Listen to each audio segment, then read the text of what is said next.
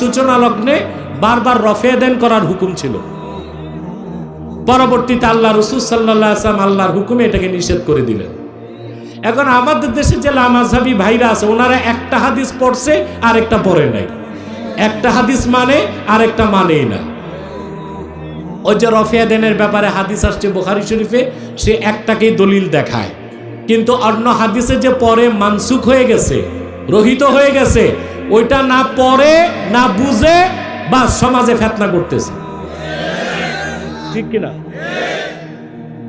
বারবার নামাজে হাত তোলার ব্যাপারে যে হাদিস, রাফুল ইয়াদাইনের ব্যাপারে হাদিস, এটা বুখারী শরীফে আছে, বর্ণনা করছেন ইবনে ওমর, হযরত ওমরের ছেলে। আর আমরা যে রফে দেন করি না, এটা না করার ব্যাপারে হাদিস বর্ণনা করছেন ইবনে আব্বাস। 5 নাম্বার পদ্ধতি, নামাজের যে সুন্নাতগুলো আছে, সুন্নাতগুলো আদায় করবেন, তাহলে নামাজের মধ্যে মনোযোগ বাড়ায়া দিবে কে? হাত তোলা সুন্নাত তোলেন। রাফউল ইয়াদাইন যদি করেন, অভ্যাস যদি থাকে, বারবার হাত তোলা তুলেন, প্রতিবার তুললে 10টা করে সওয়াব। আমিন বলবেন, যে মসজিদে জোরে জোরে বলেন, আস্তে তো আস্তে বলেন, কিন্তু বললেন, বলার দরকার আছে না নাই? বিশ্বনবী বললেন, ইদা আম্মানাল ইমাম আমিনু, ইমাম যখন আমিন বলে তোমরাও আমিন বলো, কারণ তোমরাও যখন আমিন বলো ফেরেশতারাও আমিন বলে। তোমাদের আমিন ফেরেশতাদের আমিন যখন মিলে যায়, তোমাদের জীবনের সব গুনাহ মাফ করে দেয় কে? এজন্য আমিন জোরে কোন বাস্তে কোন বলবেন, এটা ছাড়বেন না। তাশাহুদের মধ্যে আঙ্গুল তুলবেন, হয় নাড়াবেন নয় তুলে রাখবেন, এটা সুন্নাহ। আশাদ্দু আলা শাইতান মিনাল হাদিদ, শয়তানরে লোহা দিয়ে পিটাইলে যত কষ্ট পায়, তাশাহুদে বসে এই আঙ্গুলটা নাড়ালে এর চেয়ে বেশি কষ্ট পায়। সুবহানাল্লাহ কইবেন না? এজন্য মুরাআতুস সুন্নাহ। কে আহলুল হাদিস? আপনি কাকে বলছেন আহলুল হাদিস? কাবা ঘরের ইমাম সাহেব তো আহলুল হাদিস, মদিনা শরীফের ইমাম সাহেব তো আহলুল হাদিস। ওয়াসায়াউদু গরিবান কামা বাদা বাইনাল মসজিদাইনি কামা তারিজুল হাইয়া। যেই মসজিদ সম্বন্ধে আল্লাহর ঘোষণা এসেছে, যে মসজিদ সম্বন্ধে আল্লাহর রাসূল ঘোষণা দিয়েছেন, মসজিদে নববী আর মসজিদে হারাম, এই দুই মসজিদের মধ্যে হেদায়েত চলে যাবে। আর পৃথিবীর কোথায়ও আল্লাহ রাসূল বলেছেন, সাপ যেভাবে সাপের গর্তে চলে যায়, সেইভাবে ইসলাম মসজিদে নববী মসজিদে হারামের মাঝে চলে যাবে।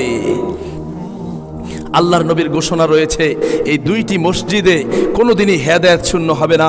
পৃথিবীর সমস্ত জায়গায় যদি গোলমাল হয়ে যায়, মসজিদে নববী আর মসজিদে হারাম, এই দুই মসজিদের ভিতরে কি থাকবে? হেদায়েত থাকবে। এই দুইটা মসজিদের ইমামরা হকের উপরে থাকবে। আপনি আহলে হাদিস বলে লা মাযহাবি, আহলে হাদিস বলেন, এখন লা মাযহাবি বলে, কি বলে? এক জায়গায় আমাকে এক ভাই জিজ্ঞেস করলেন, উনি আমার আলোচনাটা পাবেন, আমার সাথে ফেসবুকে অ্যাড হয়েছেন, আমাকে বলেন, ভাই আপনি কি? আমি বলছি আমি আহলে হাদিস। বলছে আমিও তো আহলে হাদিস। বলছে আমরাও তো আহলে হাদিস। উনি কোন অর্থে বুঝেছেন এটা আল্লাহ আলাম, তবে আহলুল হাদিস এই কথাই আহলুল হাদিসই হতে হবে। আহলুল হাদিস মানে কি? পৃথিবীর কোন মানুষের কথাকে, পৃথিবীর সকল মানুষের কথাকে উপেক্ষা করে কোরআন এবং সহিহ হাদিস যারা মেনে চলে, তারাই কি আহলুল হাদিস। আবু হানিফা রহিমাহুল্লাহ বলেছেন, ইজা সাহাল হাদিসু ফাহুয়া মাযহাব, যেখানে রাসূলের সহিহ হাদিস পাবে সেটাই আমার মাযহাব। যদি কোনো পৃথিবীতে যদি কোনো মানুষ যদি ইমাম আবু হানিফা রহিমাহুল্লাহকে সঠিকভাবে মান্য করে, তারাই হচ্ছে আহলুল হাদিস। যারা আহলে হাদিস, যারা যেই নামে পরিচিত যে আহলে হাদিস, পৃথিবীতে আহলুল হাদিস নামে যারা পরিচিত লাভ করেছে, তারাই হচ্ছে ইমাম আবু হানিফা রহিমাহুল্লাহকে সঠিকভাবে মান্য করে। আপনি হলো পাক্কা হানাফি মাযহাবের, যেই তো রাসূলকে অনুসরণ করেন। কারণ ইমাম আবু হানিফা রহিমাহুল্লাহ কখনো বলেন নাই যে আমার কথায় যদি রাসূল, আমার কথার বিপক্ষে যদি রাসূলের কথা পাও, তাহলে তোমরা আমার কথাকে মান্য করো, এই কথা বলেছে? তাহলে কি বলেছে? আমার কথার বিপক্ষে যদি রাসূলের কথা পাও, আমার কথাকে তোমরা দেওয়ালের অপর পারে নিক্ষেপ করে নাও। প্রিয় মুসলিম ভাইয়েরা, রাসূলের কথার বিরুদ্ধে যদি কোনো পৃথিবীর কোনো মানুষের কথা পাওয়া যায়, সেটাকে বর্জন করতে হবে। এটাই হচ্ছে মুহাক্কিক আলেমদের অভিমত, এবং প্রত্যেক আলেমই হকের উপরে ছিলেন। সবার অভিমত এটাই ছিল, আমার কথার পরে যদি রাসূলের কথা পাও, তাহলে আমার কথাকে তোমরা ছেড়ে দাও।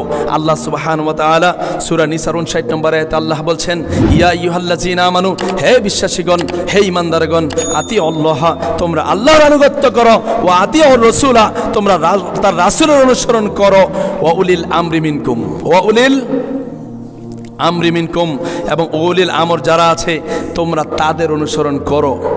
ফাইন তানা আজাতুম ফি শাইইন, উলিল আমর একটুকু বলে যদি ক্ষান্ত থাকতেন তাহলে আপনি যেই কোনো বড় হুজুরকে মেনে নিলেই চলতো, কিন্তু আল্লাহ এতটুকু বলে ক্ষান্ত থাকেন নাই। আল্লাহ বলছেন ওয়া উলিল আমরি মিনকুম ফাইন তানা আজাতুম ফি শাইইন ফারুদ্দুহু ইলাল্লাহি ওয়া রাসূলিহি, যে আল্লাহ এর বিপক্ষে যদি তোমরা দেখতে পাও বড়গোয়ালি মসজিদের ইমাম সাহেব এক কথা বলে, দড়িগোয়ালি মসজিদের ইমাম সাহেব এক কথা বলে, জুরানপুর মসজিদের ইমাম সাহেব এক কথা বলে, যদি তোমরা দেখতে পাও ওয়া উলিল আমরি মিনকুম ফাইন তানাআযাতুম ফি শাইইন ফারুদ্দুহু ইলাল্লাহি ওয়া রাসূলিহি, তখন তোমরা সেই কথাটাকে আল্লাহ এবং তার রাসূলের দিকেই পাঠিয়ে দাও। কথা কে বলেছেন? আল্লাহ বলেছেন। কোথায় বলেছেন? সূরা নিসায় বলেছেন। কত নম্বর আয়াতে বলেছেন? 59 নম্বর আয়াতে বলেছেন। প্রিয় মুসলিম ভাইয়েরা, আপনাদের কি কষ্ট হচ্ছে? কথাগুলো আপনারা বুঝতে হবে, কথাগুলো মাথায় ঢুকাতে হবে। মূল কথা হচ্ছে আল্লাহ এবং তার রাসূল সাল্লাল্লাহু আলাইহি সাল্লাম যেইভাবে বলেছেন সেইভাবেই আমাদের মান্য করতে হবে। আখলিজ দীনাকা ইয়াকফিকাল আমালুল কলিল, অল্প আমলেই তোমার জন্য যথেষ্ট হয়ে যাবে যদি তোমার ঈমানটা খাঁটি হয়। প্রকৃত আহলে হাদিস, আল্লামা দেলাওয়ার হোসেন সাইদি বলেছেন, প্রকৃত আহলে হাদিস হচ্ছে তারাই, আল্লামা দেলাওয়ার হোসেন সাইদি বলেছেন, যারা আল্লামা দেলাওয়ার হোসেন সাইদি সুন্দরভাবে বলেছেন যারা আহলে হাদিস তারা আমাদের মতোই ভাই, তারা কোরআন এবং হাদিসের বাহিরে একটা কথাও বলেন নাই। ইউটিউব সার্চ করে দেখেন। ইদানিং এসে আল্লামা মামুনুল হক বলছেন, যারা রফুল ঈদান করে, যারা আমিন বলে, যারা সূরা ফাতিহা ইমামের পিছনে পড়ে, তারা হানাফিত্ব তাদের ছুটে যাবে না। বুখারী শরীফ লেখছে কে জানেননি? ওনার বাবাই লিখেছেন, ইসলামিক ফাউন্ডেশনে আল্লামা আজিজুল হক হচ্ছে ওনার বাবা। যদি কেউ কোন হানাফি আমিন বিল জেহের অর্থাৎ জোরে আমিন বলে, তাতে হানাফি মাযহাব অনুযায়ী তার নামাজ শুদ্ধ হয়ে যাবে।